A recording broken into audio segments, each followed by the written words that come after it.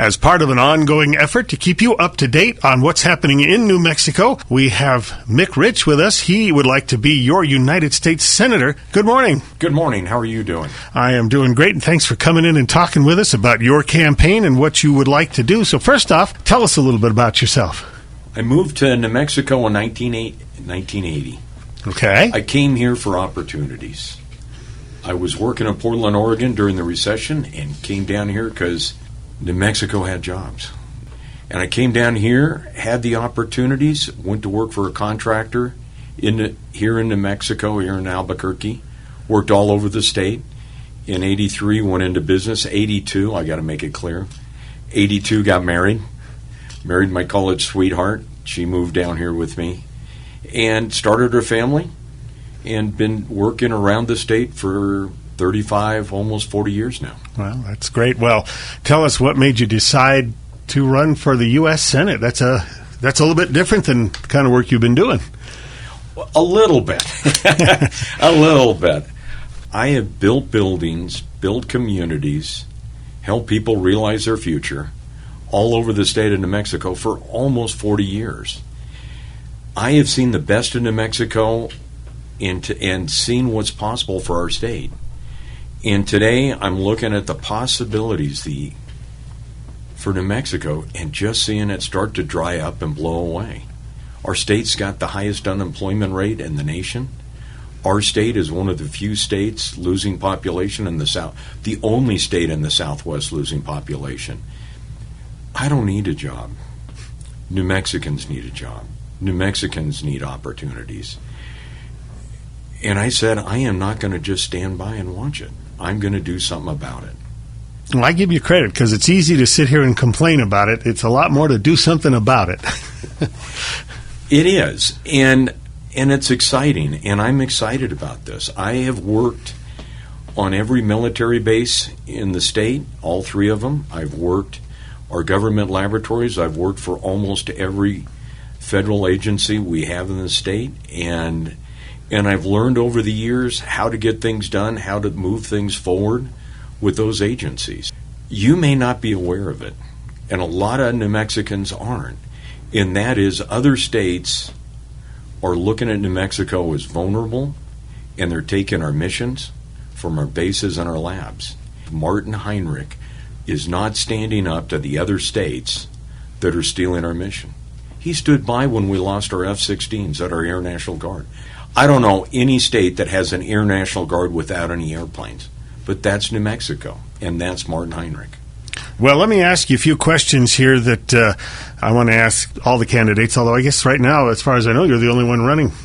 I'm the only candidate willing to step up to the plate and run against Martin Heinrich. Okay, well, let's get your thoughts. From what I've read, you are kind of like the complete opposite of everything that Martin Heinrich stands for, but let's go over some of these things. First off, health care. What should we do? My daughter and I went to Martin Heinrich's town hall meeting when he was a congressman, and he told us and the other folks in the audience that Obamacare was going to decrease cost, we could keep our plans, and we could keep our doctor. And here it is today. My health care for my our staff has gone up. I haven't kept my plan. I haven't kept my doctor. We need to go back and revamp this in a major way. Well, let me ask you this. If you have 49 employees right now, would you hire any more? No. Too expensive, right? It is just plain expensive. Yeah. I provide health benefits for our employees. It is expensive to us. No doubt about it. I feel that I need to be a responsible employer, so I do provide the health benefits. But it gets harder and harder every year, and each year our staff is looking to cover more of that cost. I can't even purchase the plans that I want that works best for my staff. I have to be in line with what the federal government believes I should purchase for my staff. So, in your mind, is that something the government should do or the free market should do? I like the free market. Look at LASIK, eye surgery. Mm-hmm. Since that came out, that's not covered by insurance. It's not covered by the government. And over the last 10 years, those costs have dropped dramatically. I've had knee surgery. I've wondered why I needed an MRI that cost $1,000 or $2,000 because the doc already knew what was there. Yeah. And that drives up the cost. All right. Well, I want to get some other subjects before we run out of time here. So does Senator Mick Rich vote for a wall? And what are your thoughts on the whole immigration situation? Well, I went down to the Border Task Force meeting about several months ago in Deming. And I listened to our two senators. Their folks were down there. And I listened to the border folks. I've talked to ranchers down there. I listen to the border guys say, it's not, we don't call it a wall, we call it infrastructure. It could be a wall, it could be a barricade, it could be a fence. And I'm listening to a rancher talking about why and saying I shouldn't be maintaining the fence to keep Mexican cows off my land. What we have is the drug runners running across New Mexico, running into New Mexico, bringing the drugs into Albuquerque, but it's not just Albuquerque. It's across our state, and it's killing our state. And the drugs are coming across the border. If it's a wall, if it's a fence, I don't care what it is. But if people are dying in Albuquerque due to drug overdoses, then our border people aren't doing their stinking job. And I am hot about this. I am livid about it. I go down to the border. I listen to them. They're talking, is it this, is it that, do we do this, that?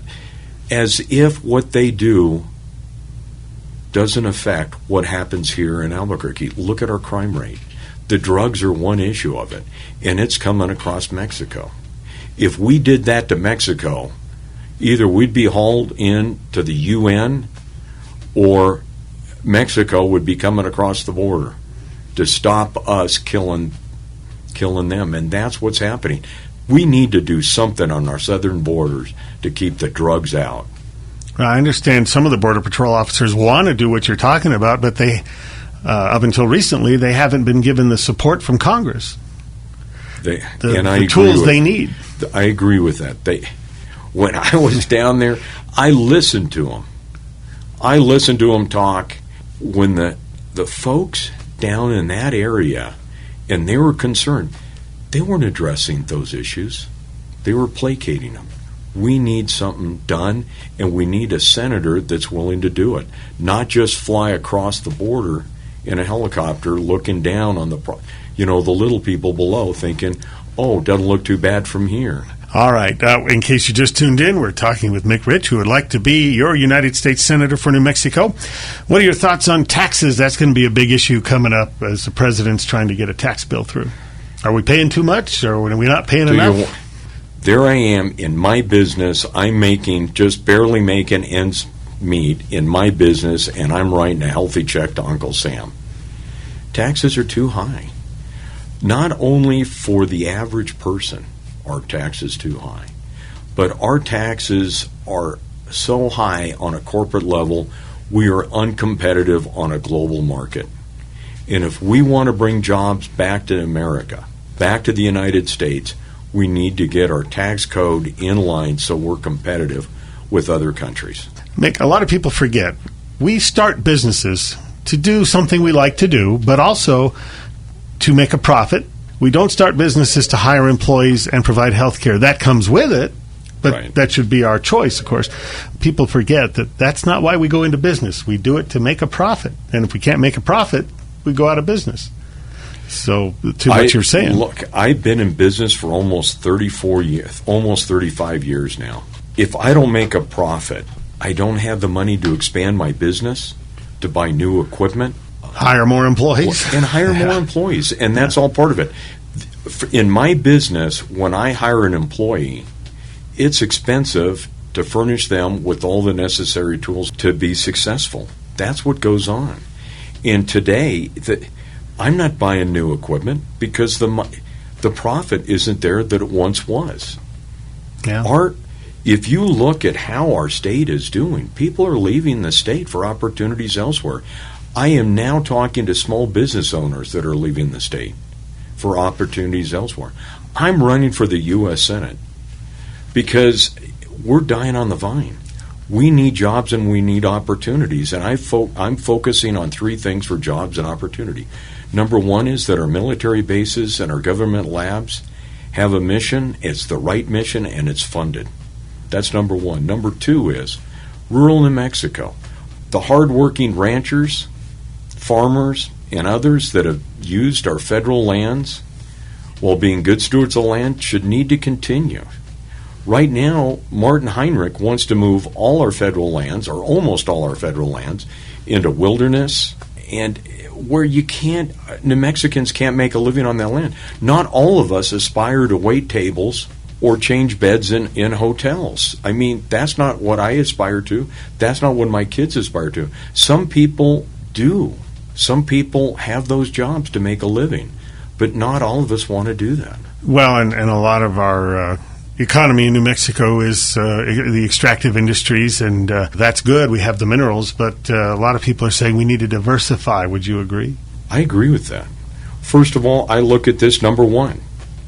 We need to utilize and have all the engines firing on what we have. That's the bases, the labs, our federal lands, whether it's for rangeland, whether it's for mineral extraction. We need that. A third of the state budget comes from oil and gas. That's number one. But number two is we need to bring in business into our state. And when I talk about business, bringing business in, what I'm talking about is jobs and opportunities. And I asked a couple people, what would you want for a U.S. Senator? They said, what we would like to see from you is that when you go visit a state, you call us up and say, hey, I'm going to be in San Francisco. Is there any businesses you would like me to call on? And if we give you the name or two, then we'll set it up. You swing by and talk about what a great state we have here. Yeah, so a little marketing. That's right. Yeah. And that's right now. It should be all hands on deck. And right now, it's not all hands on deck. Martin Heinrich is AWOL. I mean, it's big news that he comes to our state. And that's not the way it's meant to be. Martin Heinrich is excited about naming what? The buffalo, our national mammal? That's his greatest accomplishment in Senate. If I wasn't a New Mexican, I would laugh. With a little bit of time we have left, tell me and tell our listeners anything you want, but we'll start with why they should vote for you. I have spent my entire career working with federal agencies. And at times, not every time, every construction project goes well. And at times you end up having to sit down with the agency and work out your differences.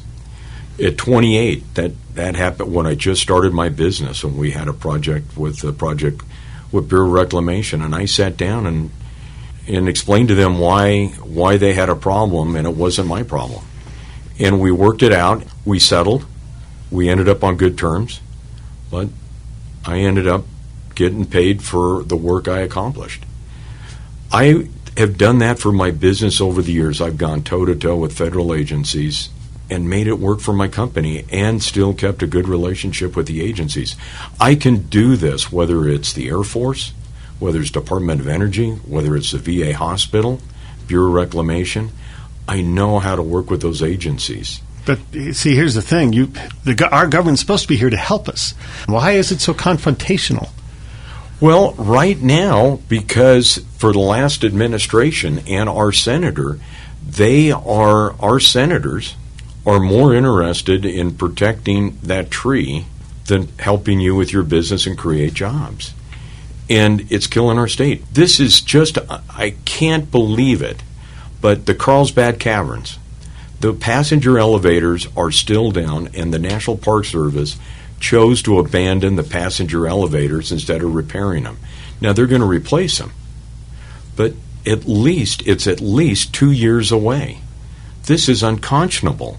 And this is what I'm talking about. It's about making sure that the labs and bases have the right mission. That's number one. Number two, to protect rural New Mexicans. Rural New Mexico is drying up and blowing away. And the other one is government regulations. Hopefully you can help unshackle us so we can get back to work. I will. I will do what it takes. I sat down with somebody, and it's frustrating to me. When I came here 40 years ago, the opportunities were huge. The industries were huge that took place here. Right. Today, people are leaving our young people are leaving the state for opportunities. Yeah, they have to. And this is unacceptable to me. So, folks that are listening to you on the radio this morning that like what you've said, how can they find out more or get in touch with you? Okay, take a look at my website. My website is mickrich4senate.com. Again, that's Mick, like Jagger, Rich like his money, forsenate.com. And take a look at it. Sign on to my website, and if you'd like, you can always make a donation. All right. Thank you. I'm just going to ask one more thing. When you win, to whether you're in New Mexico or in Washington, call in and keep us up to date with what's going on in the Senate. We'll put you on the air over the phone if we have to. That's great. I would enjoy that. But number two, I won't call in. I'll come here in person because that's the way. The senator shouldn't be a stranger to their state. Mick Rich, thank you, and good luck with the campaign. Thank you very much.